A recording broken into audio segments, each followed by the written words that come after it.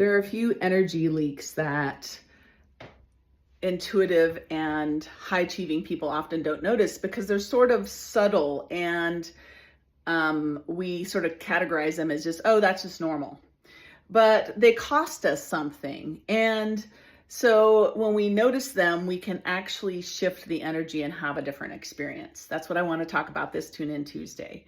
The first energy leak that is quite common is an energy hook. When someone has agreed to communicate with us or is working with us on something and they are not responding. So sometimes it just can be they're busy, but sometimes there's energy behind it where they're hooked into our solar plexus and getting some of our energy as they don't respond to our text, our email, our phone call, our Slack, or whatever the communication is. They're not providing their part. They're not responding as they agreed to, and we can lose some energy to it, waiting when it has an energy hook involved.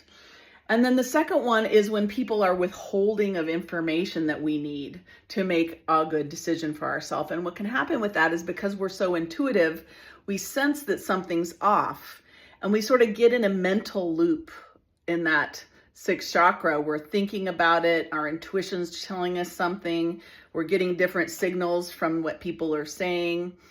And then we end up going either into doubt about what we sense, or we spend energy in this loop that's sort of a dead end because we're like processing something that hasn't happened yet, possibly, or is we're not being able to access the truth directly with that person sending us telling us what we need to know.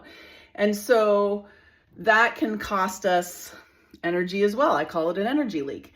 And the third one is when we have an energy whack, when somebody, maybe they criticize us, couching it in a concern, like, oh, are you feeling well? You don't look that great.